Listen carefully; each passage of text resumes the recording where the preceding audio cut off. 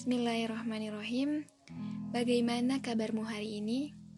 Semoga kesehatan dan keselamatan selalu menyertai kita semua.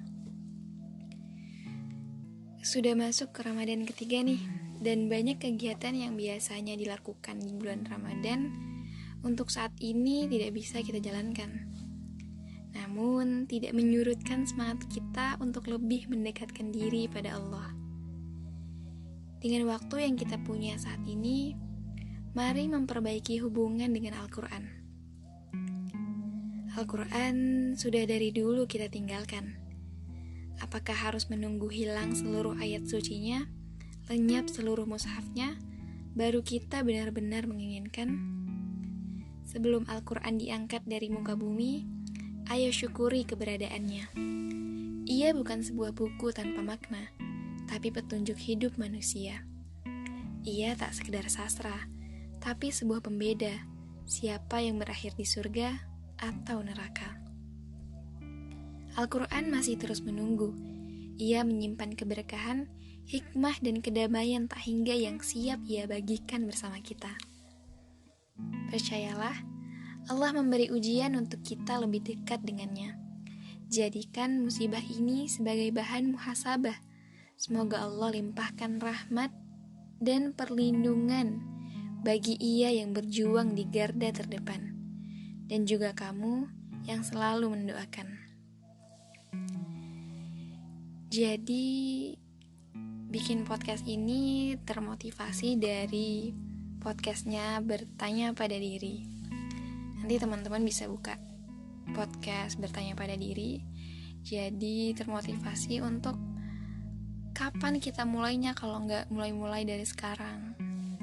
Nah, jadi aku bikin channel Ruang Kosong ini. Nah, kenapa ruang kosong? Jadi filosofinya itu, kita kalau belajar harus jadi ruang kosong dulu. Jadi orang yang nggak tahu apa-apa dulu. Walaupun sebenarnya kita udah tahu dan udah pernah mempelajarinya. Namun, kita bisa mengosongkan ruang untuk ilmu tersebut masuk. Karena dengan begitu, ilmu akan mudah untuk diserap. Kalau kita tidak mengosongkan ruang terlebih dahulu, ada kalanya kita menjadi orang yang sok tahu.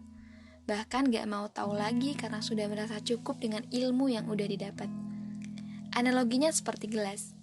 Gelas kosong akan mudah untuk terisi dengan air dan tidak akan tumpah sesuai dengan kadar gelasnya. Namun, gelas yang sudah terisi air, tidak ada lagi ruang untuk menerima air, maka air akan tumpah. Begitupun dengan belajar. Namun, gelas kita harus punya filternya. Kita dengarkan terlebih dahulu, kemudian kita tata kembali mana yang benar dan salah, mana yang baik dan mana yang buruk. Kita bisa memaknai belajar dengan amat luas, dimanapun dan kapanpun kita belajar.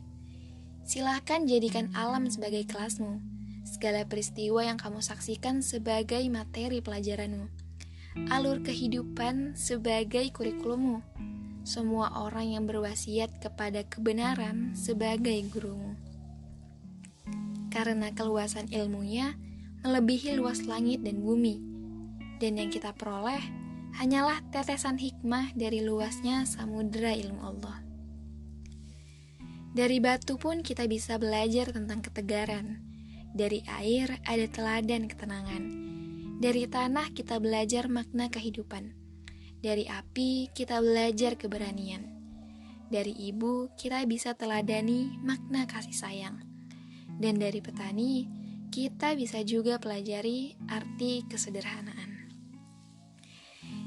Jadi di podcast perdana ini kita awali dengan kenapa harus mulai? Sebesar apapun keinginan, banyak anggapan bahwa memulai adalah langkah awal paling sulit untuk dilakukan. Namun, sesusah-susahnya diri sendiri untuk memulai, kita perlu belajar mengupayakannya. Bukan hanya berjanji untuk mencoba di esok hari, melainkan mulai sesuatu sejak hari ini.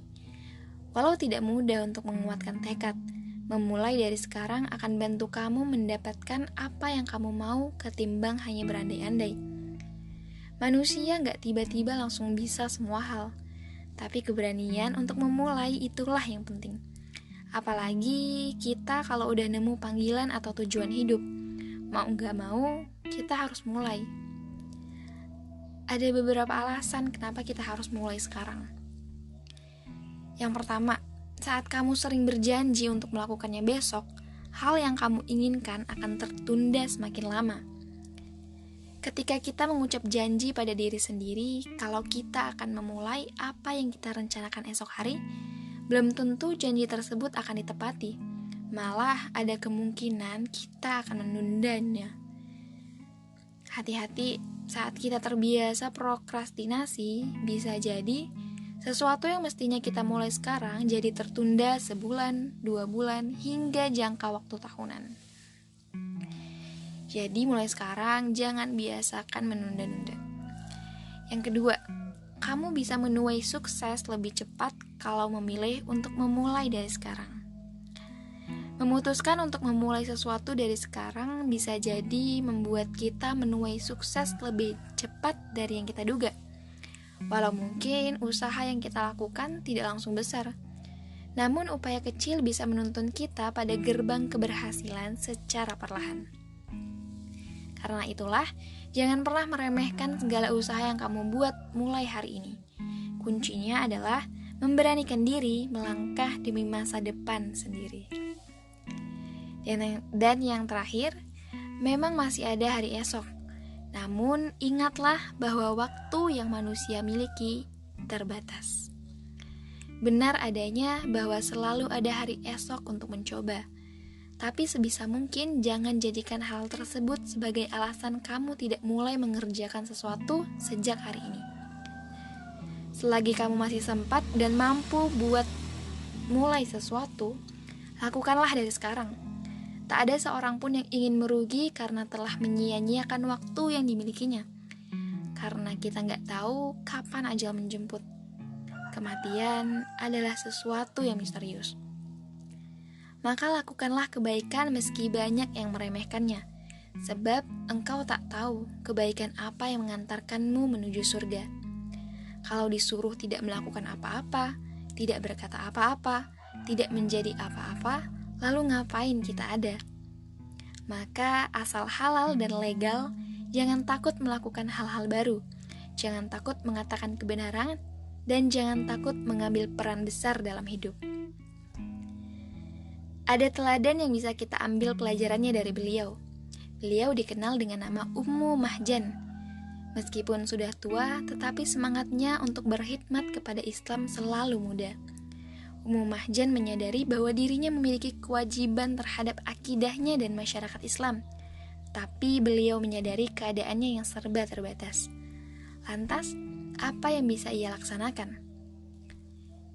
Menjadi pecutan bagi kita, beliau sedikit pun tidak pernah ragu dan bimbang, dan tidak menyisakan sedikit pun rasa putus asa dalam hatinya. Maka yang dilakukannya adalah senantiasa membersihkan kotoran dan dedaunan dari masjid, dengan menyapu dan membuangnya ke tempat sampah. Beliau senantiasa menjaga kebersihan rumah Allah, sebab masjid menjadi peran penting dalam Islam. Di sanalah berkumpulnya pahlawan dan para ulama. Masjid ibarat parlemen yang sebanyak 5 kali sehari digunakan sebagai wahana untuk bermusyawarah, saling memahami, dan saling mencintai. Sebagaimana pula masjid adalah universitas tarbiyah amaliyah mendasar dalam membina umat.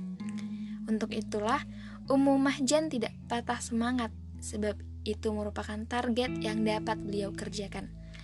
Dan Ummu Mahjan terus-menerus menekuni pekerjaannya agar membuat suasana nyaman bagi Rasulullah dan para sahabat dalam bermusyawarah hingga beliau wafat. Jadi, jangan pernah meremehkan amal kebaikan sekecil apapun, dan ketahuilah bahwa kita diseru untuk menunaikan tanggung jawab dengan mencurahkan segenap kemampuan dalam rangka menegakkan bangunan Islam yang agung. Yuk kita ambil andil dalam berkhidmat kepada Islam dan membina umat. Jadi, jangan takut untuk memulai. Lakuin aja dulu. Misalnya di Ramadan tahun ini, kamu mau mulai belajar bahasa. Kasih waktu diri kamu belajar tiap harinya, minimal 10 menit tiap hari. Kamu mau mulai buat tulis buku? Mulai aja dulu dari buat narasi-narasi pendek tentang apa aja yang kamu ketahui. Dan masih banyak hal lain yang bisa kita lakuin. Jadi, tetap semangat untuk memulai hal-hal baru. Mungkin segini dulu podcast kita perdana pada hari ini. Jadi diharapkan podcast ini bisa menjadi wadah untuk kita sama-sama belajar. Bukan saya lebih ada ilmunya, bukan. Tapi di sini kita bisa saling berbagi. Apa yang saya tahu saya bagi, dan nanti kita bisa diskusi mengenai banyak hal. Kita bisa mencari jawaban dan semoga bisa bermanfaat buat teman-teman semua. Dan yang paling terutama kenapa saya bikin podcast ini adalah sebagai reminder buat diri sendiri yang paling penting, sebagai pengingat, sebagai untuk diri sendiri. Jadi mohon maaf bila ada yang salah, mohon maaf bila ada yang menyinggung perasaan. Kebenaran datangnya dari Allah dan kesalahan datangnya dari diri saya sendiri.